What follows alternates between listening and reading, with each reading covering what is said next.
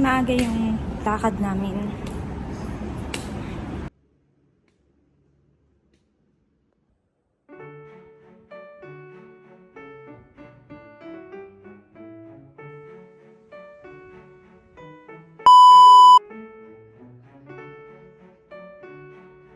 Good morning, Inay at Itay!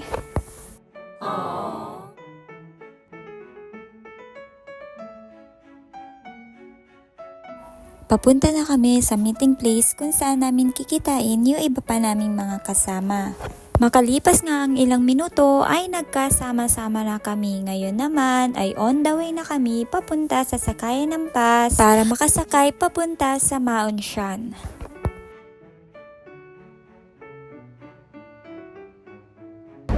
Nag-aantay kami ng bus. Habang nag-aantay kami ng bus ay nagkukulitan kami ng mga kasama ko. Mga kaganapan sa buhay namin bilang isang domestic helper dito sa Hong Kong tuwing araw ng day off namin. Pupunta nga po pala kami ngayong araw na to sa pinaka-popular na hiking route dito sa Hong Kong, ang Mount Shan Trail mula Hunchback hanggang sa Pyramid Hill. Medyo antok pa ako ng mga oras na to dahil nga maaga akong gumising. Dito na kami!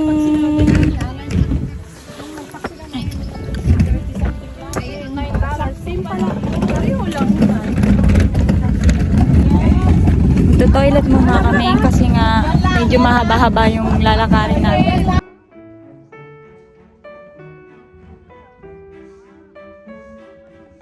Dito nga po ay magsisimula na kaming umakyat sa bundok. Kung gusto nyo pong malaman kung saan po yung guide papunta po dito, maaari nyo pong bisitahin yung page po ni Tad's Relos page at doon nyo po makikita lahat ng mga guide kung saan po kami pumupunta tuwing araw ng aming mga day off. At syempre, bago po muna namin akyatin ng mga bundok, kailangan muna namin mag-picture-picture.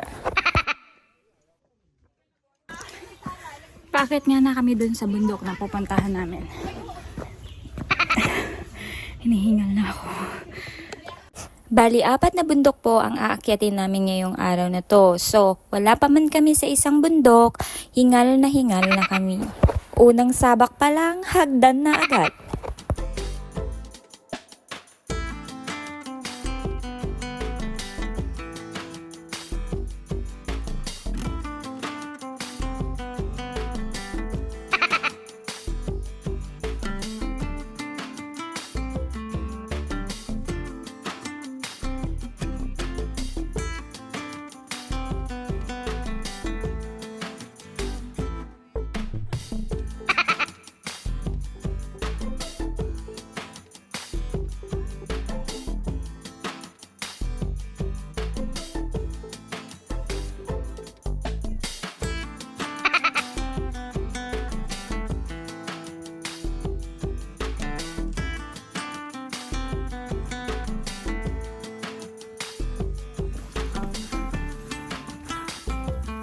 Malapit na kami, guys. Char. Wala pa nga kami sa bungad. Hinihingal na ako. Hi, guys! Ano ba yung kukwento ko sa inyo? Day off namin ngayon. So, 4 na bundok yung aming aakyatin, di ba, ate? 4.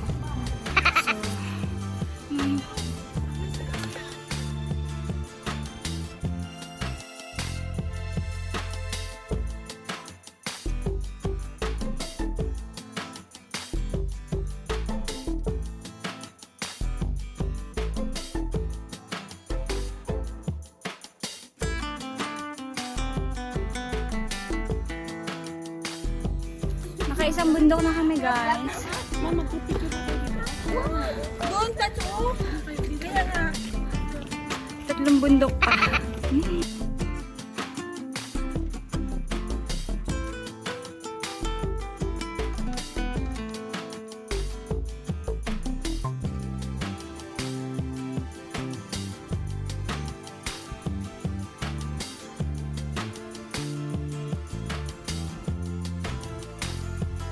Yung inaakyat po namin ay sobrang tarik. Buti na nga lang po at hindi umulan ng mga araw na to. Medyo makulimlim lang pero kinalaunan po ay uminit din. Makalipas ang ilang oras ay narating din namin yung unang bundok. Habang nasa daan kami papaakyat dito ay napag-usapan namin na dun sa unang bundok ay kakain muna kami ng brunch para may lakas kami at mabawasan yung dala-dala namin papaakyat sa Hunchback.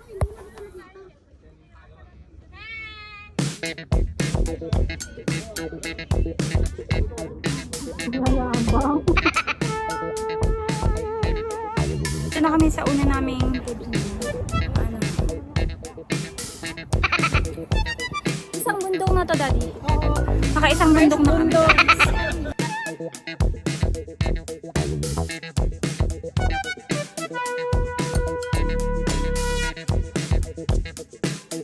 Nakarating na po kami sa unang destination namin na bundok, kaya kailangan muna namin kumain ng tanghalian. Alas 11 nga po pala nang makarating kami dito, kaya nag-start na po kaming kumain muna ng brunch para po may lakas kami papunta doon sa Hunchback.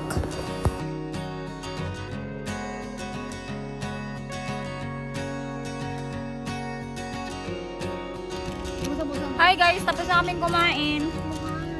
Ready na kami para sa pangalawang bundok. Makalipas naman ang ilang minutong pagpapahinga, pagkatapos namin kumain, ay lumarga na kami para naman simulan na ang pag-akyat sa Hunchback. Dahil nga 4 na bundok ang aming aakyatin, hindi kami pwedeng mag-istambay ng matagal sa isang lugar.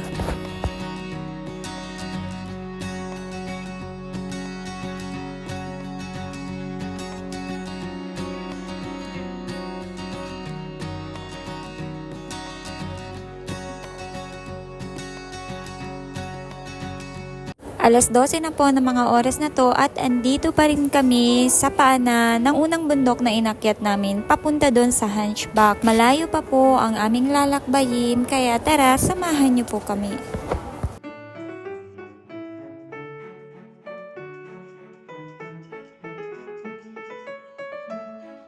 Alas 12:30 na at inabutan kami ng sobrang tirik na araw kaya medyo hirap na hirap kami pag-akyat sa bundok.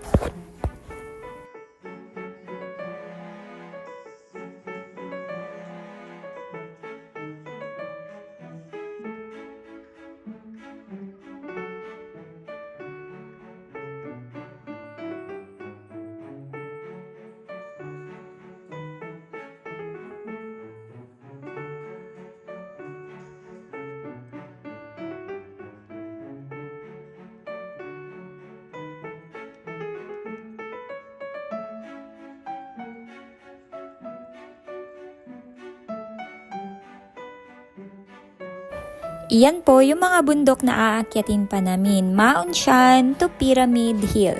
At malapit na rin po namin marating ang Hunchback Hill. Ay, ba't dito ako dadaan? Sa baba, di ba?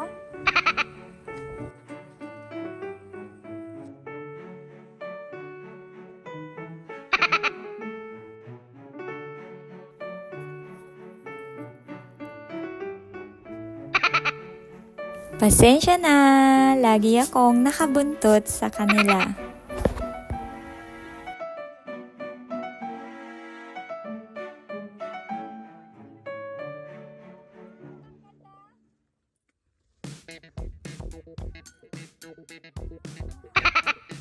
Eto na, after 1 hour, narating na namin si Hunchback.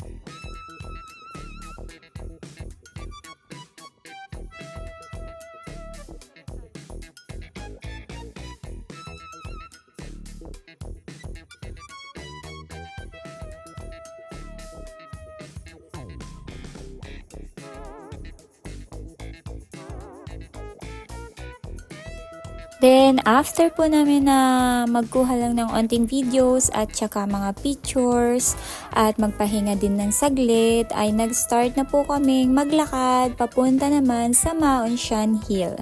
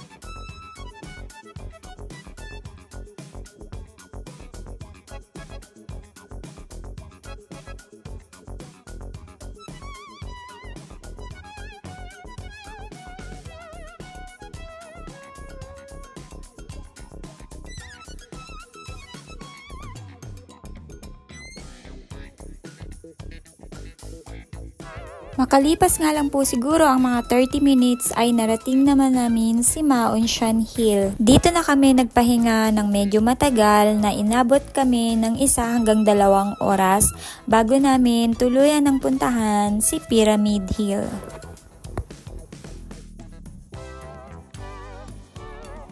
Sobrang ganda ng place. Sobra, as in sobra. Worth it ang pagod.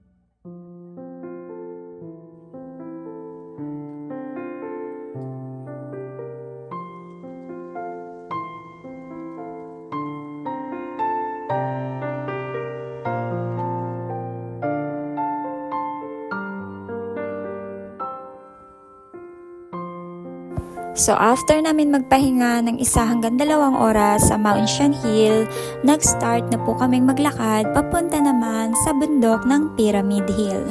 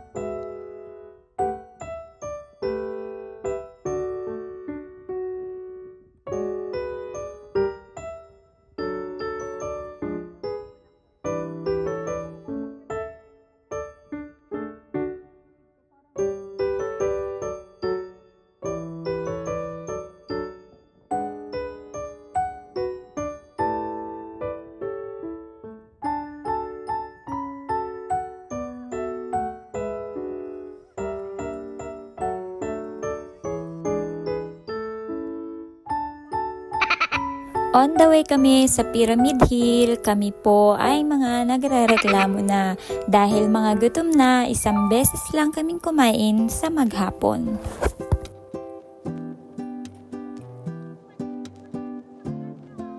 Gusto sana naming maabutan yung sunset kaya napag-usapan namin na doon na kami sa Pyramid Hill magpapahinga at kakain ng dinner bago umuwi.